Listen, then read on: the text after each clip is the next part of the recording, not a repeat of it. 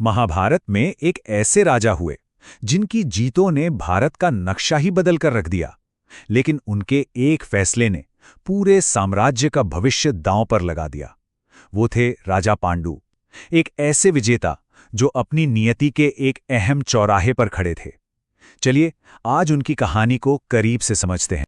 कहते हैं भारत के नक्शे की रूपरेखा ही बदल गई थी। ये सिर्फ कहने की बात नहीं है, ये राजा पांडु की विरासत का असली सार है। जैसे ही वो हस्तिनापुर के सिंहासन पर बैठे ना, राज्य की सीमाएं सिर्फ फैली नहीं, बल्कि एक बिल्कुल नए, एक विशाल साम्राज्य की नींव रखी गई। तो सवाल ये उठता है कि आखिर ये विस्तार हुआ कैसे? देखिए, कहानी शुरू होती है पांडु के जबरदस्त सैन्य अभियानों से। एक ऐसी विजय यात्रा जिसने हस्तिनापुर को इतना शक्तिशाली बना दिया जितना वो पहले कभी नहीं था। पांडु की सेना तो जैसे एक तूफानी लहर की तरह आगे बढ़ी और सबसे पहले निशाने पर आया काशी।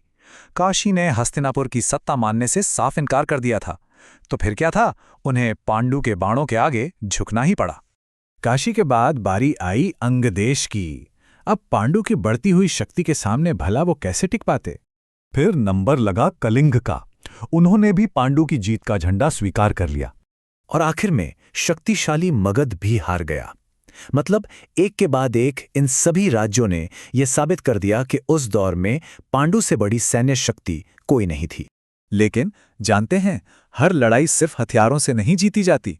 जब पांडु अपनी इस जबरदस्त जीत के बाद लौट रहे थे तो उनका सामना एक ऐसी सेना से हुआ जो लड़ने के इरादे से आई ही नहीं थी। वो तो सम्मान के साथ एक संधि करना चाहती थी। ये सेना थी मद्र की, और ये मुलाकात बिल्कुल अप्रत्याशित थी। मद्र के राजा ने यहां बहुत समझदारी दिखाई। उन्होंने ऐसी लड़ाई लड़ने के बजाय जिसमें हार पक्की थी, दोस्ती का हाथ बढ़ाया। उनका प्रस्ताव साफ था, क्या हस्तिनापुर के राजा मेरी दोस्ती कबूल करेंगे?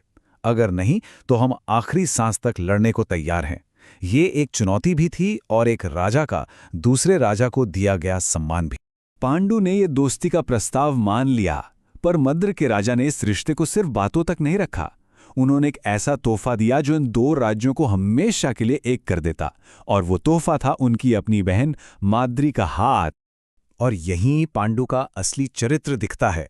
देखिए, उन्होंने ये फैसला अकेले नहीं लिया। उन्होंने अपनी पहली पत्नी रानी कुंती से सलाह ली, और कुंती ने भी क्या कमाल का बड़प्पन दिखाया। उन्होंने माद्री का छोटी बहन कहकर स्वागत किया, जिससे पूरे राज परिवार में एकता बनी रही। अब इतनी जीत, इतनी यात्राएं, इसके बाद तो कोई भी थक जाएगा। राजा भी तो इंसान ही है।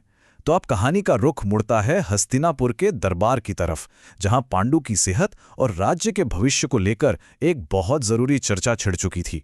दरबार के जो सबसे बड़े स्तंभ थे, भीष्म और विदुर, उन्होंने एक बहुत गहरी बात सामने रखी। उन्होंने कहा, देखिए, जैसे प्रजा की सेवा करना राजा का धर्म है ना, ठीक वैसे ही अपने राजा को आराम देना प्रजा का भी तो कर्तव्य है। मतलब संदेश एकदम साफ था। इतनी बड़ी बड़ी जीत के बाद पांडु को आराम मिलना ही चाहिए था। ये उनका हक था। और बस यहीं कहानी में एक ऐसा मोड़ आता है जो सब कुछ बदल देता है। पांडु अपने बड़े भाई धृतराष्ट्र पर पूरा भरोसा करके राजपाट सब कुछ टेम्पररी तौर पर उन्हें सौंपकर आराम करने के लिए चले जाते हैं। ये भरोसे का एक बहुत बड़ा कदम था, और इसके जो नतीजे होने वाले थे वो बहुत दूर तक जाने वाले थे। तो आप कहानी ना दो अलग अलग पटरियों पर चलने लगती है। एक तरफ है जंगल, जहां पांडु शांति और खुद को खोजने निकले हैं, और दूसरी तरफ है हस्तिनापुर का महल, जहां सत्ता की आग धीरे धीरे सुलग रही थी। जैसे ही धृतराष्ट्र सिंहासन पर बैठे, उनका सालों से दबा हुआ दर्द बाहर आ गया।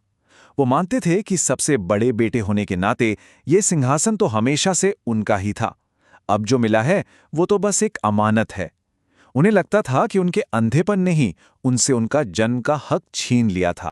और इस सुलगती आग में घी डालने वाला भी कोई था, शकुनी। वो धृतराष्ट्र की एम्बिशन को और हवा देता है, उसके मन में जहर घोलता है। कहता है, समझौता तो दोस्तों से होता है, और ये भाग्य हमारा दुश्मन कब से बन गया। ये सिर्फ सलाह नहीं थी, ये तो बगावत का बीज था। खैर, महल की इन साजिशों से दूर चलिए वापस जंगल में पांडु के पास चलते हैं। यहाँ एक ऋषि किंदम से उनकी अचानक मुलाकात होती है, और ये मुलाकात उनकी जिंदगी को एक नया और शायद पहले से भी ज्यादा गहरा मतलब देने वाली थी।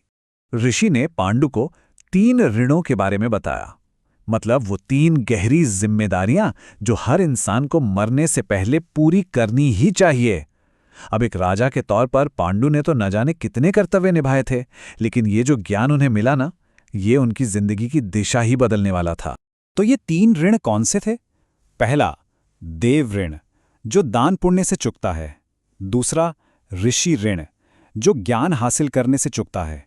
और तीसरा और सबसे जरूरी, पितृ ऋण, जो संतान पैदा करने से पूरा होता है। अब एक राजा और अपने वंश को आगे बढ़ाने वाले के तौर पर पांडु के लिए ये तीसरा ऋण चुकाना सबसे ज्यादा जरूरी था। यहां तक कि ऋषि की पत्नी ने भी इस बात पर मुहर लगा दी। उन्होंने कहा, एक औरत की जिंदगी मां बनने से ही पूरी होती है।